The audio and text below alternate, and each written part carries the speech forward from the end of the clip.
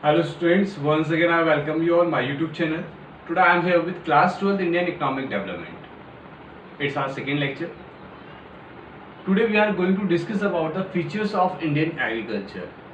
And last topic we discussed about the importance of agriculture in the economy.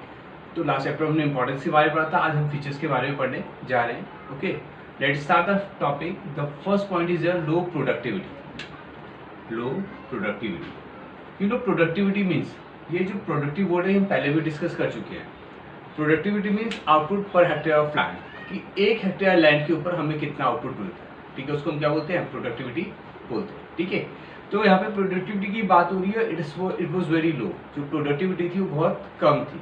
ठीक है, तो लो productivity means per hectare output which was extremely very low. तो जो हम out productivity की बात कर रहे हैं वो बहुत कम था. ठीक है, कम क्यों था, उसके पीछे बहुत सारे रीजन थे कि जो ब्रिटिश गवर्नमेंट थी उन्होंने एग्रीकल्चर के बेटरमेंट के लिए कोई भी काम नहीं किया. ठीक है, उसकी जैसी कंडीशन थी वो just because of the British government, उनकी वजह से. ठीक है, उन्होंने एग्रीकल्चर सेक्टर को एक्सप्लॉइट किया.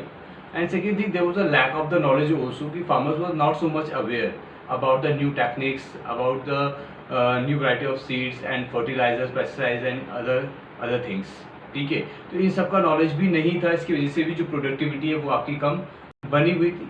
ठीक, जो नई टेक्निक्स मार्केट में आ रही थी उनका नहीं था. उन कन्वेंशनल जो ट्रेडिशनल टेक्निक्स थी उन्हीं को ही फॉलो कर जाते हैं. अभी कई स्टेट्स ऐसे हैं जहाँ अभी भी क्या है, हल बैल से ही खेतों को क्या है जोता जाता है. आज के डेट में हम ट्रैक्टर से हार्वेस्टिंग मशीन हो चुकी है, लेकिन हमारा आधे से ज़्यादा काम कई स्टेट्स के अंदर अभी भी बैलों या जानवरों की हेल्प से क्या किया जा रहा है. ठीक है, तो एक बहुत बड़ा रीज़न है लो प्रोडक्टिविटी होने का.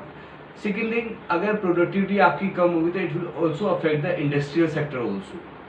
ठीक है, बिकॉज जो रॉ मटेरियल है, इंडस्ट्री का जो रॉ मटेरियल है कहाँ जाता है, एग्रीकल्चर सेक्टर जाता है. एग्रीकल्चर सेक्टर प्रोडक्ट नहीं प्रोग्रेस नहीं करेगा तो ऑब्वियस सी बात है it will affect the industrial sector also. जो उसकी प्रोग्रेस है वो अपने आप क्या है, स्लो डाउन हो जाएगी. तो सेकंड पॉइंट में हमने मेंशन किया, agriculture sector generates demand for the industrial sector.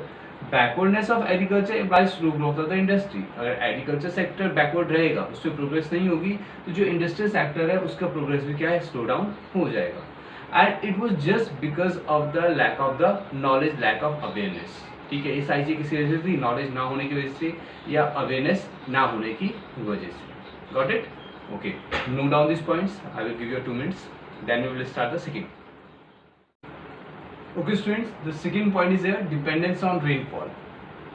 ठीक है, डिपेंडेंस ऑन रेनफॉल का मतलब है कि जो फार्मर्स से टोटली रेनफॉल के ऊपर डिपेंड कर देते, बारिश के ऊपर डिपेंड कर देते. उनकी जो प्रोडक्टिविटी है, जो प्रोडक्शन है, वो टोटली डिपेंड करता था रेन के ऊपर. ठीक है, तो due to poor agriculture facilities farmers are largely dependent on rainfall. जो agriculture facilities that was very poor and just because of this reason they were totally depend on the rainfall. ठीक है, मैंने पहले ही बताया था कि जो ब्रिटिश गवर्नमेंट है उसने इरिगेशन फैसिलिटीज़ के बारे में कभी नहीं सोचा, या कोई इरिगेशन फैसिलिटीज़ थी उन्हें कभी डेवलप करने की कोशिश नहीं करी. ठीक है, तो जिसकी वजह से जो फार्मर्स की जो डिपेंडेंसी है रेनफॉल के ऊपर थी. ठीक, crop production is highly uncertain. जो क्रॉप का प्रोडक्शन था वो अनसर्टेन था. क्यों? क्योंकि टोटली डिपेंडेंसी किसके ऊपर थी, रेनफॉल के ऊपर थी. Good rainfall means good output and bad rainfall means bad output. अगर रेनफॉल बारिश अच्छी हो गई तो प्रोडक्शन जो आउटपुट है वो भी अच्छा होगा, बारिश अच्छी नहीं होगी तो आउटपुट भी क्या होगा, अच्छा नहीं मिलेगा. तो ओवरऑल जो फार्मर्स थे वो आउटपुट के लिए, प्रोडक्शन के लिए टोटली डिपेंड करते थे किसके ऊपर, रेनफॉल के ऊपर. Okay, got it? Okay, note down this point. Okay students, then third point is the subsistence farming. Sustain farming का मतलब, the farming means they were growing only for their self requirement. Okay, means they were growing the crops only for the self requirement. There was not a commercial outlook. एक commercial outlook नहीं था. वो सोचते थे कि हमें इतना उगाना है कि हम अपनी फैमिली के लिए, अपने सर्वाइवल के, जो हमारी सर्वाइवल क्या वो सफिशिएंट हो. उनका कभी कमर्शियल आउटलुक नहीं था कि हम इतना ग्रो करें कि जो सरप्लस हो उसे हम मार्केट में बेच सकें. ठीक है ना.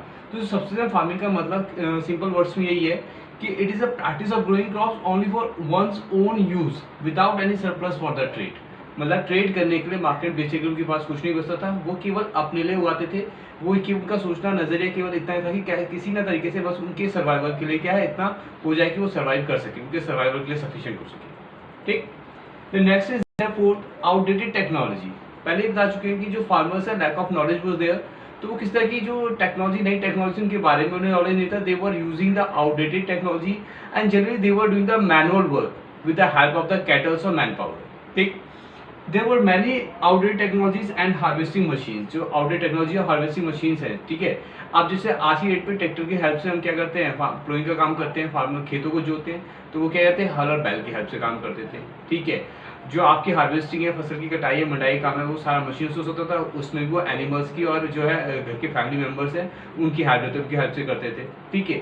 तो they generally they were totally depend on the manual work. ठीक है. They were not using the latest technology और latest machines. Heavy reliance of the cultivators on the cattle power and the man power. उनकी जो dependency थी cattle power के ऊपर और man power के ऊपर क्या थी, ज़्यादा थी. Rather than on modern equipments. Modern equipment से उन्हें नॉलेज नहीं थी, उसको यूज़ उसके बारे में वो जानते ही नहीं थे. ठीक है. Like tractor and harvesting machines. ठीक है. तो जो उनकी टोटल डिपेंडेंसी, उनको लगता था जो काम है केवल अपने हाथ से कर सकते हैं, तो उनको नई टेक्नोलॉजीज के बारे में किसी तरह का कोई नॉलेज नहीं था. तो टेक्नोलॉजी टोटल क्या थी, आउटडेटेड थी, जिसकी मार्केट में कोई डिमांड नहीं थी. Okay. Note down these 2 points. Okay, students. The fifth point is second last point is disguised unemployment. So disguised unemployment. Unemployment means those who are not working, those who are not willing to work, or those who are not able to work at the existing wage. That is called unemployment.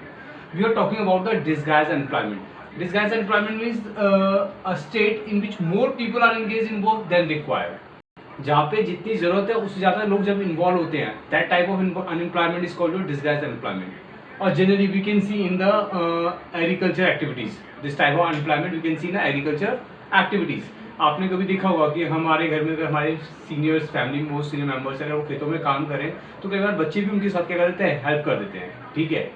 तो इस तरह का unemployment, जहाँ पे 2 की जरूरत है वहाँ पे 4 आदमी काम करें, तो this type of unemployment is called disguised unemployment. कि 2 की जरूरत थी, 4 काम करें, मम्मी डैडी की जरूरत थी, बच्चे भी उनकी हेल्प करने के लिए वहाँ पे काम कर रहे हैं. Getting. Okay.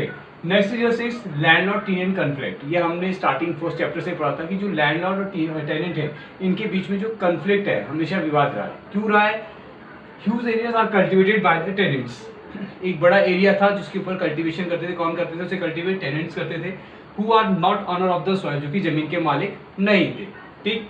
But bulk of the revenue is appropriated by the owner. लेकिन जो उस लैंड से रेवेन्यू मिल रहा था उसका एक मेजर पोर्शन कौन कर रहा था? आपका ऑनर, जो मालिक है.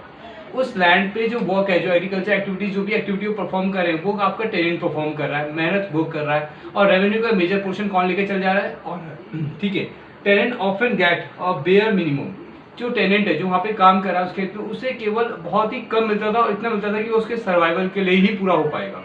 कई बार उसके लिए भी पूरा नहीं हो पाता था. ठीक है. तो that's why there is always conflict between landlord and tenants. ठीक है. तो लैंडलॉर्ड टेनेंट के बीच में हमेशा कन्फ्लिक्ट था. जो लैंडलॉर्ड है काइंड ऑफ एक्सप्लोटेशन की, उनका एक्सप्लोटेशन करते थे, उनसे बहुत ज़्यादा काम करवाते थे, और जो उन्हें मिलना चाहिए रेवेन्यू वो बहुत कम देते थे. ठीक है. तो these were the features of Indian agriculture. Hope all the points are clear to you. If any kind of confused doubt, you can write in a comment box. That's all for today. Thank you. Have a nice day.